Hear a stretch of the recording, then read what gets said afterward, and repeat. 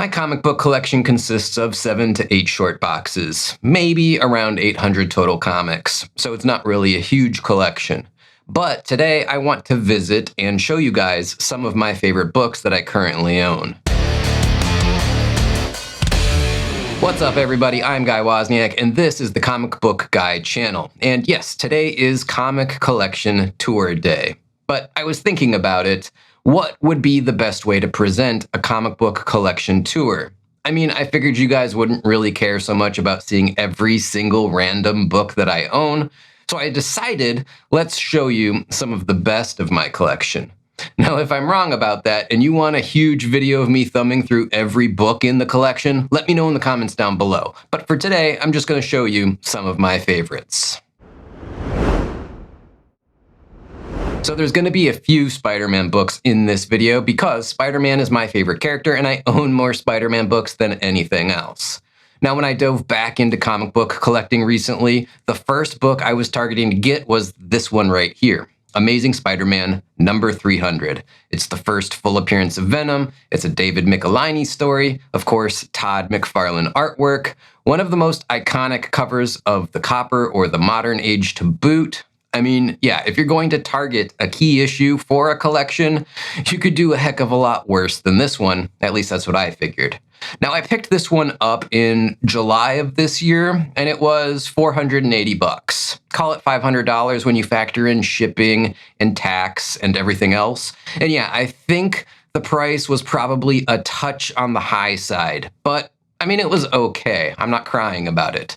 I'd say that this comic is probably between very fine and near mint condition, so a graded equivalent of about 9.0 to 9.4 range is probably going to fall in a price range of about $450 to $550. So yeah, as a raw book, I probably did overpay just a hair, but I don't mind losing $20 to $50 in equity when I'm looking for the right example of a book like this one. I have to say I am really happy that I got it. Next up, let's check out Wolverine number 1 from the 1982 Wolverine miniseries, which reminds me, we're doing a giveaway with this book, and actually the whole Wolverine miniseries. So yeah, check this out. One of you will win this collection of Wolverine comics when the channel hits 10,000 subscribers. This is the 1982's Wolverine miniseries, issues 1 through 4 from the legendary team of Frank Miller and Chris Claremont. So let's keep it real simple. If you want to win these books, do 2 things. First, be sure to subscribe to the channel because only subscribers are eligible for this giveaway. Second, when we hit 10,000 subscribers, I will post the giveaway announcement video. You have to see this video to find out who will win, so make sure that you have notifications turned on because you don't want to miss that. Now let's get back to the discussion. Now this gem is a Chris Claremont and a Frank Miller masterpiece, as is the entire 4-issue miniseries. And aside from being Wolverine's first standalone comic series, it was the first appearance of the character Yukio, and it covered his time in Japan and his engagement to Mariko. So yeah, it's a really great book. It's a really great series if you've never read it.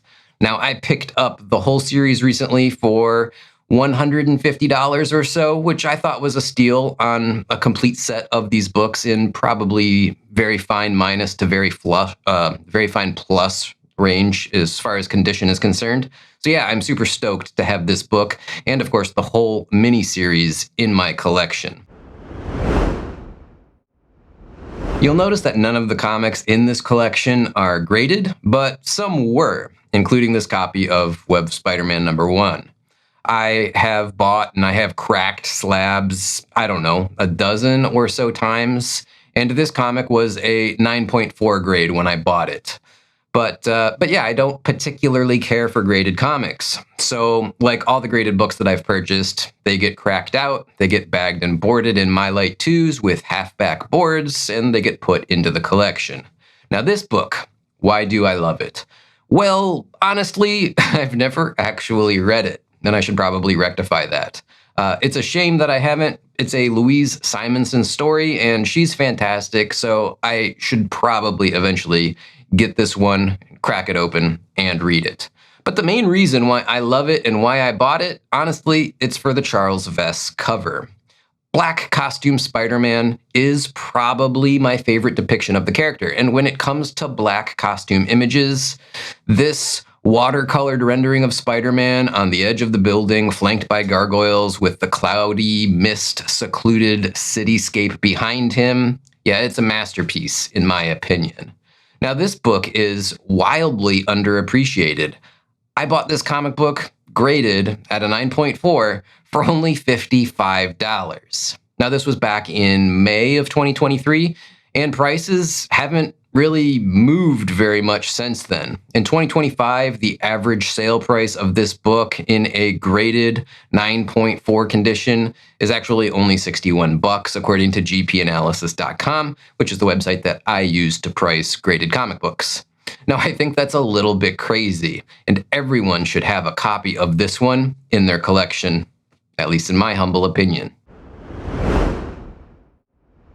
You're going to see a theme here, aside from a lot of Spider-Man books, and that is that I have a lot of Bronze to Copper Age books.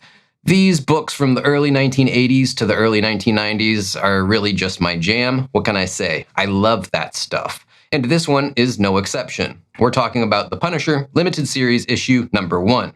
It's a Stephen Grant story with the legendary Mike Zeck on pencils and colors with John Beatty on inks. And aside from the fact this is a gorgeous cover, it's also a great story. The book starts with Frank in prison, being targeted by other inmates and used as a pawn by both the gang leader and the warden of the prison. Eventually, he does escape, but not before learning about a secret organization called the Trust, which he seeks out once he makes it to the outside. It's another awesome, absolutely awesome Bronze to Copper Age key book, and if you don't have it, you should. I picked this book up in a CGC grade of 8.0 for about $80. And I say about $80 because actually I got this book plus issues 3, 4, and 5 for $80 total. But, issue number 1 was the only graded book, and it's the one that, carries most of the value. The other 3 books were just raw, mid-grade comics. There could be a couple Jim Lee books on this list, and Batman number 608 is my absolute favorite, at least the second printing cover variation of that book. I love the Hush story arc. I have all 12 issues of the run, and yeah, it's Jim Lee at his absolute finest, in my opinion. Now, this book was a real pain in the ass to get a hold of, if I'm being honest. I've owned this book 3 times now, and the previous 2 times that I had purchased it, it was both relatively inexpensive, and it was pretty easy to find. Now, no one seems to sell this book unless it's a high-grade copy and it's slabbed. So, I had to purchase a CGC graded 9.6 copy of this book because the only copy I could find that wasn't a 9.8 over the course of a couple of months of hunting for it.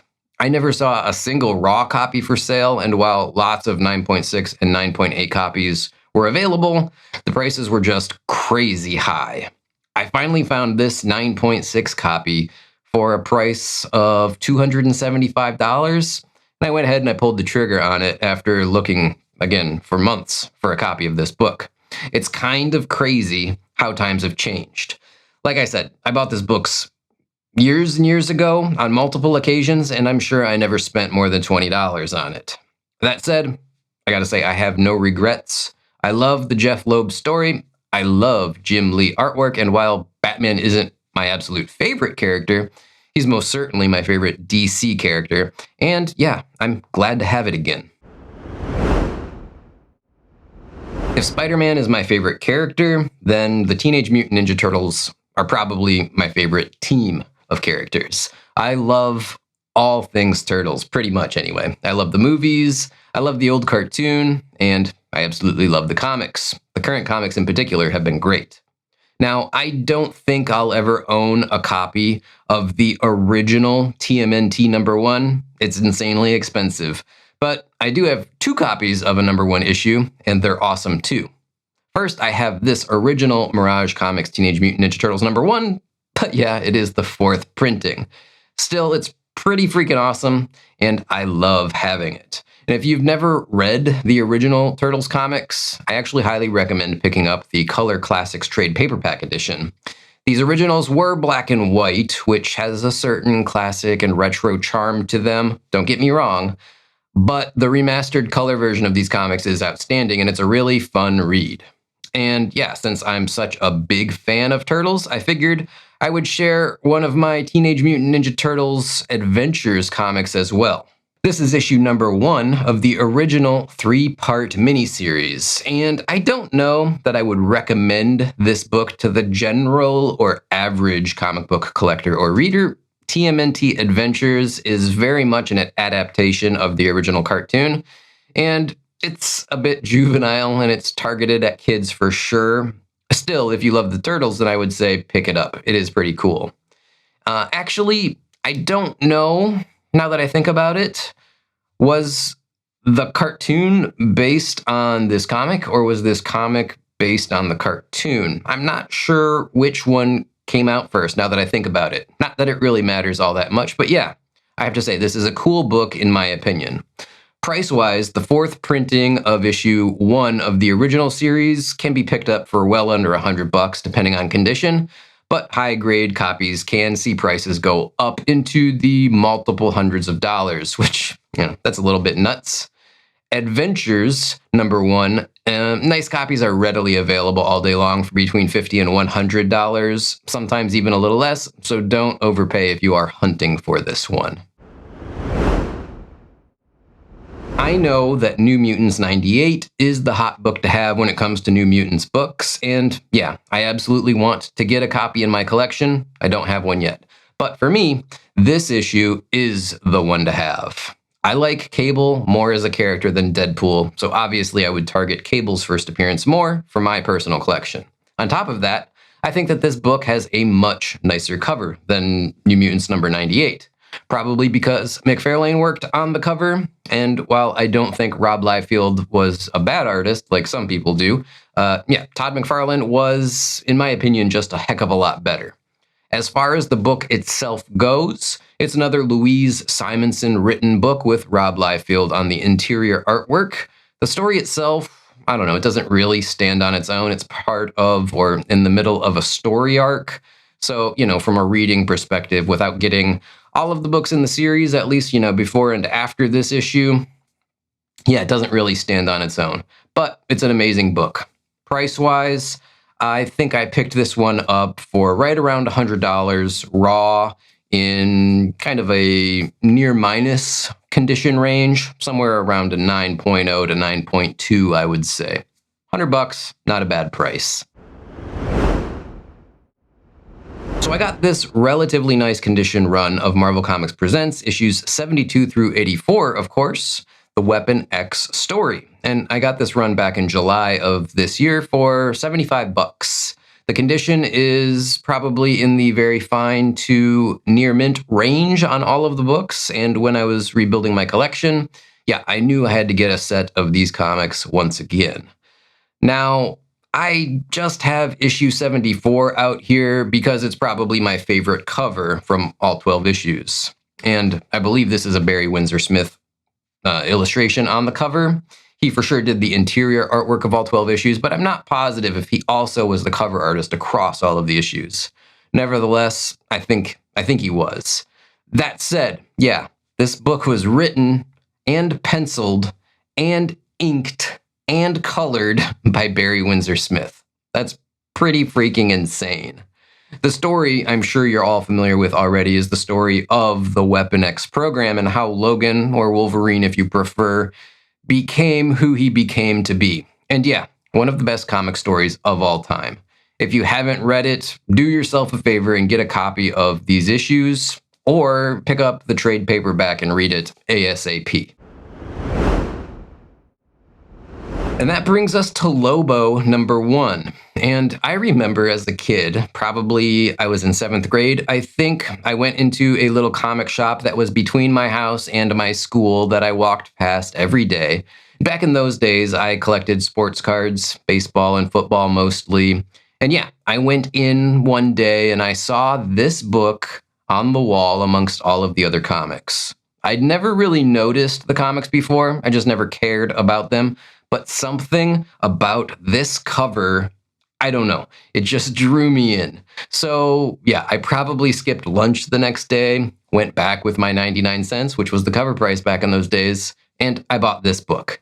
It's written by Keith Geffen and Alan Grant, if I remember correctly, but more importantly, it's illustrated by the great Simon Beasley. And I'm certainly more partial to this book because of its artwork and how it captured my imagination as a kid than I am for the content within it. I mean, don't get me wrong, it's an over-the-top, fun, and ultimately silly story, and yeah, I do like it, but it is, like I said, pretty over-the-top. It is ridiculous. Still, this whole miniseries, it's one of those underappreciated runs, and because of that, it's actually pretty cheap. I picked up this one and the other 3 issues, so the entire 4-issue run, for $25 this past August, I believe.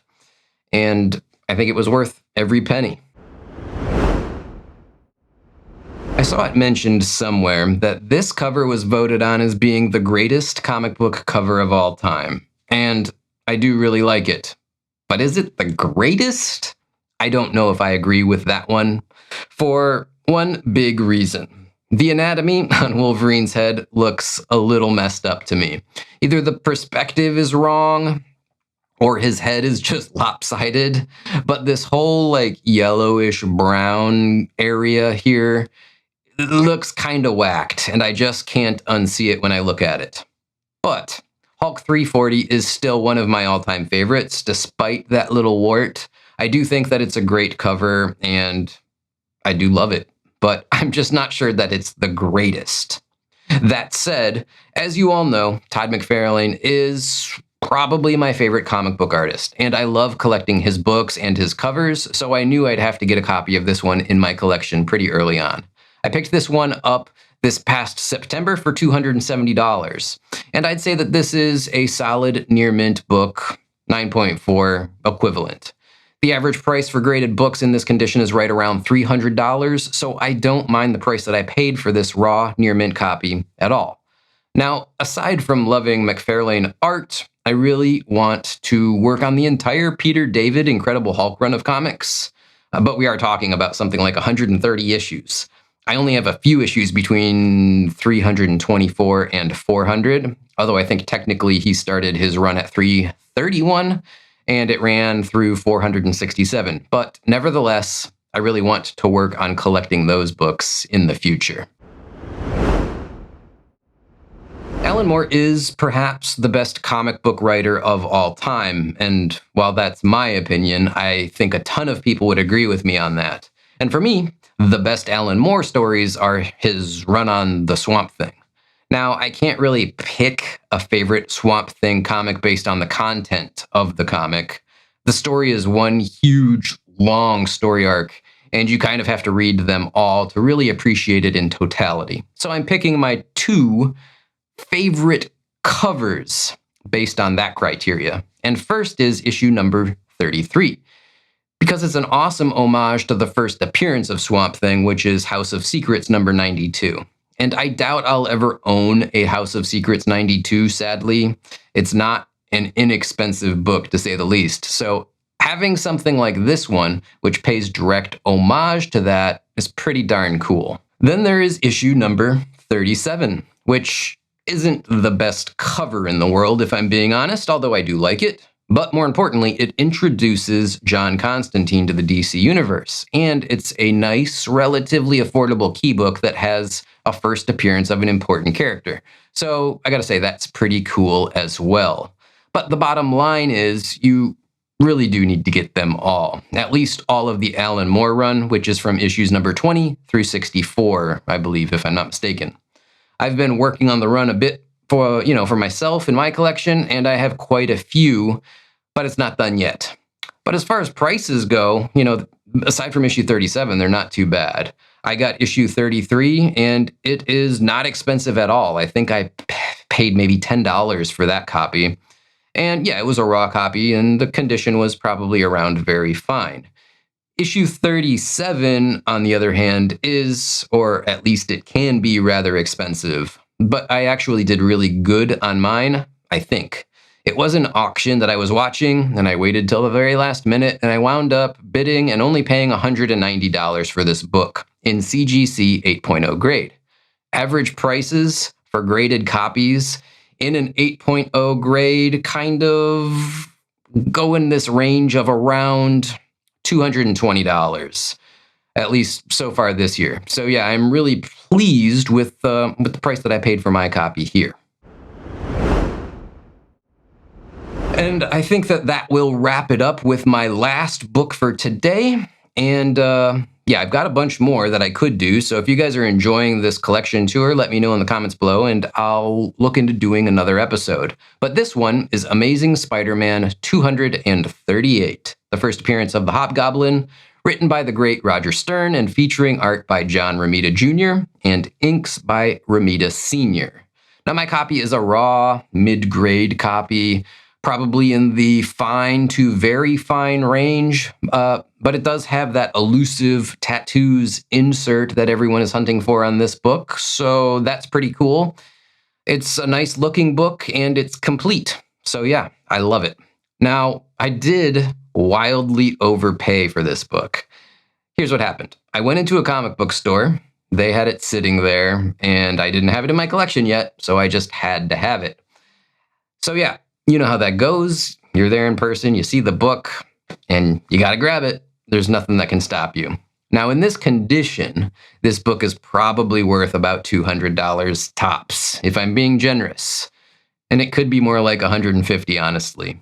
I think, if I remember correctly, what I paid for this book was $250, so I easily paid $50 too much, and it might have been a little bit more, $75 or even $100 too much. Yeah. Maybe a little more than that, or a little too much, I should say. And I probably blocked it out of my memory a little because I know I was letting the I gotta have it now emotions drive my purchase decision that day. That said, yeah, I'm mostly just kidding around. I don't mind that I overpaid a little. It was at a local comic book store. So, you know, I got the book I wanted and I got to support a local small business. So all in all, it was a win-win for everybody. But yeah, I overpaid a little bit. Now, this is a nice key issue from the Bronze Copper Age era that I love so much, so I really have no regrets, and I'm super happy to have it. All right, guys, well, that's going to wrap up my first comic collection tour. And like I said at the onset of this video, this isn't like a full collection tour of everything I own, just some of my favorite books that I currently own. But let me know if you want to see more of this type of stuff in the future, and I'll pull out another dozen or so books and I'll share them with you guys on the channel. That said, I'm going to wrap this one up today, and I'm going to say thanks for tuning in and watching. I really, really do appreciate it. And I'll close out by saying keep collecting comics, keep watching the videos, please, and until the next one, bye now.